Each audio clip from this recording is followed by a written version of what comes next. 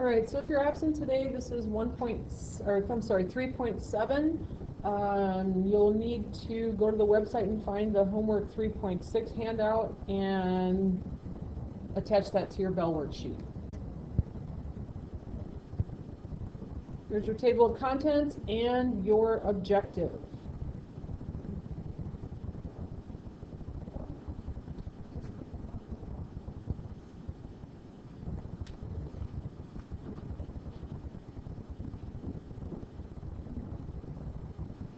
All right, so by the end of the lesson today, you don't need to write this in your notebook. These are the three things that you should be able to do. You should be able to write the slope-intercept form of an equation, given the slope of the line and a point on the line. Write the equation of a line parallel to a given line through a given point, and write the equation of a line perpendicular to a line through a given point. All right, so we're going to start out with the easy stuff. We're going to write the equation of a line with a slope of 5 and a y-intercept of 8. If you recall from last year, the two things that I need to write the equation of the line are the slope and the y-intercept. So lucky me, they gave me both of those pieces of information right off the bat, so they gave me the slope of 5 and a y-intercept of 8. So all I have to do is plug that information in. So y equals, my slope is 5, so y equals 5x plus 8. And that is it. You're done. All right, similarly, if I was going to write the equation of a line with a slope of 0 and a y-intercept of 8, so y equals, I put in 0 for the slope, 8 for the y-intercept.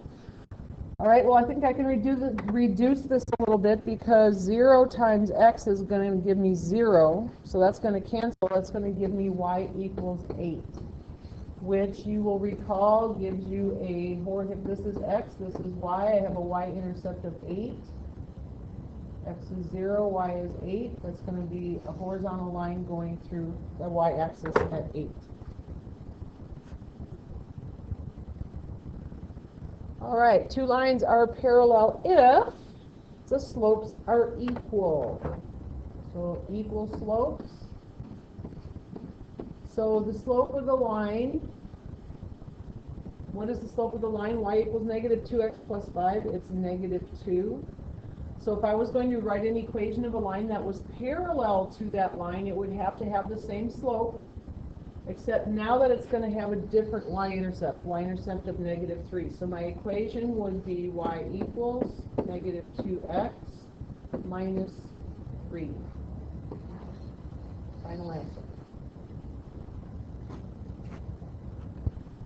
All right, another example of the same. I have a line here's the equation of my line. I want to write a line that is parallel to that. So I'm going to have the same slope, except now I'm going to have a new y-intercept of 10.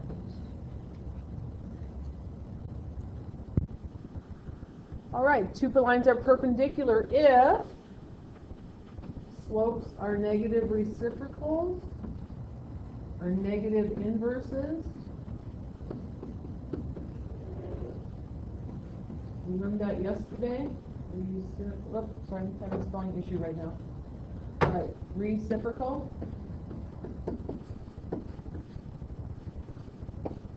Okay, so if the slope of this line right here is negative 2, don't forget I can make a fraction out of that and put a 1 under it.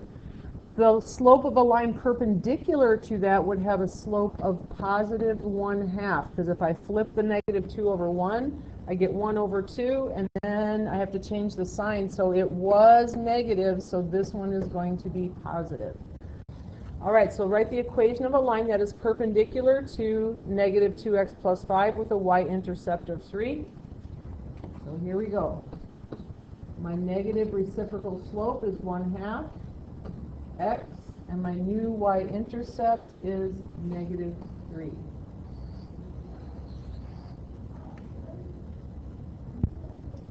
All right, another example. I'm going to go ahead and make this a fraction right off the bat. so my new slope is going to be, if I have a line perpendicular, my new slope is going to be y equals 1/4 x plus 6. New y-intercept of 6.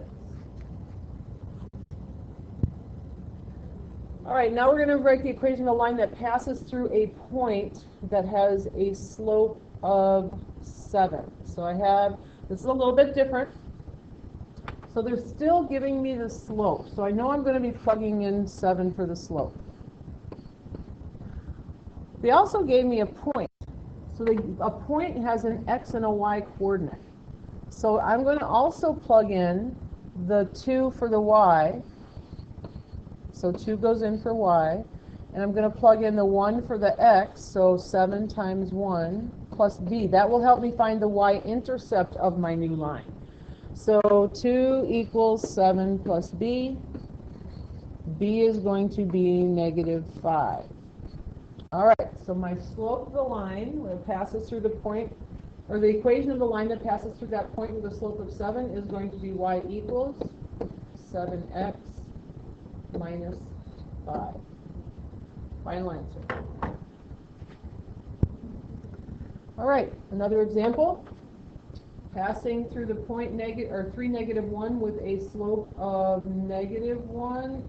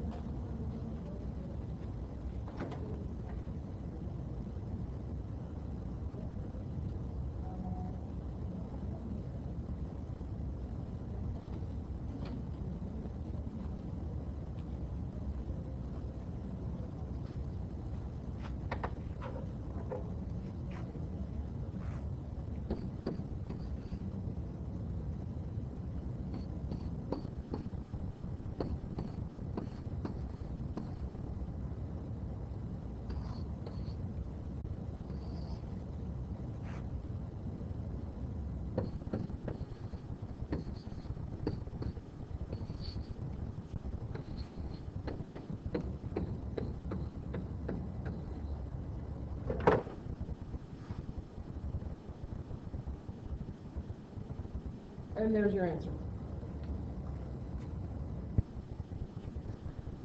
Okay, write the equation of the line through that point parallel to the equation y equals -5x plus 2. So this is the kind of the same thing we just did, except now I have to pull my slope out of the existing equation.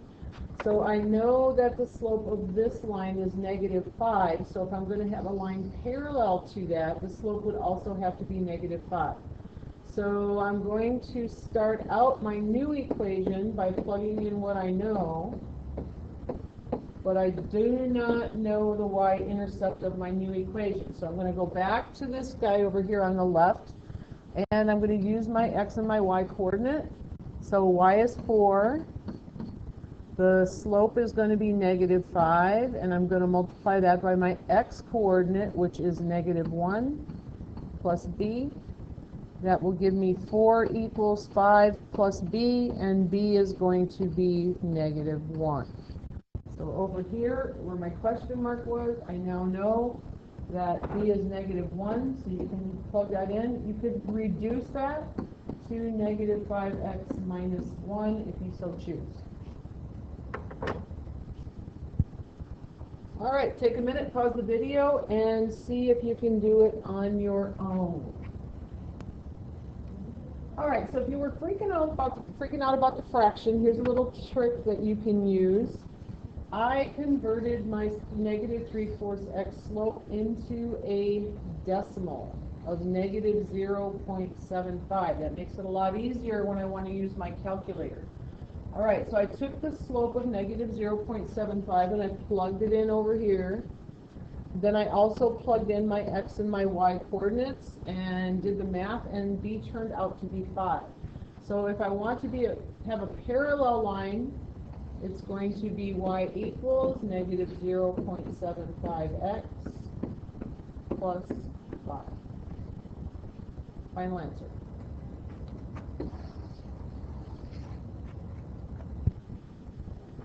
Okay, now I want to write the equation of a line perpendicular through a point, given another equation. So I have this equation right here, which has a slope of 1. Or I could say 1 over 1. So the perpendicular line would have to have the negative inverse of that. So if I flip 1 over 1, I still get 1 over 1, except I have to take the negative of it. And it doesn't really matter if you put the negative on the top or the bottom or off to the side. It makes no difference really whatsoever. So I'm going to have y equals negative 1x plus, that's the part I need to find out. I don't know what my y-intercept is. So I'm going to take my new slope and my x and my y point and plug them in. So my y is negative 1. And my slope is also negative 1 times 4 plus b. And it looks like I'm going to have negative 1 equals negative 4 plus b, and b is going to end up being positive 3. So instead of my question mark over here, I'm going to have a positive 3. There's the equation of my line perpendicular that runs through the point 4, negative 1. Okay, another example. Go ahead and try it on your own. All right, go ahead and pause the video and check your work and see if you did it correctly.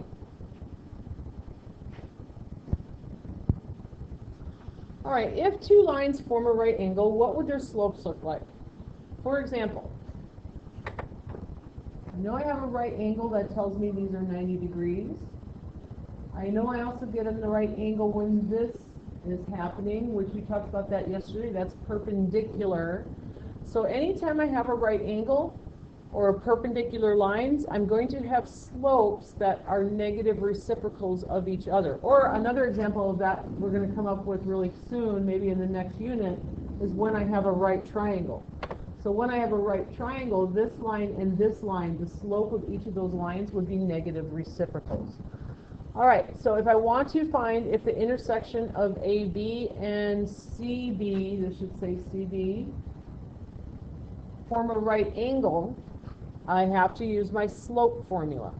So slope formula says subtract the y's and then divide by the difference of the x's. So I'm subtracting y's divided by subtracting x's. So I'm going to use my little arrow method that I showed you in class yesterday. So I have 2 minus 0. 3 minus negative 3, that's going to give me positive 6, so that's going to reduce to 1/3. So the slope of B or AB is 1/3. Now I have to do the same thing for CB or BC, however you want to look at it. Negative 1 minus 2 gives me negative 3. 4 minus 3 gives me 1. So I can already see that the slope of my first one is 1/3. The slope of my second one is negative 3 over 1. Since they are negative inverses of each other, they are perpendicular, and therefore they do form a right angle.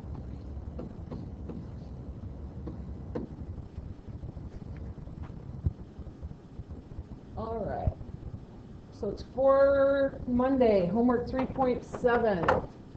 Shouldn't take you more than 10 minutes. Have a nice weekend and see you next week.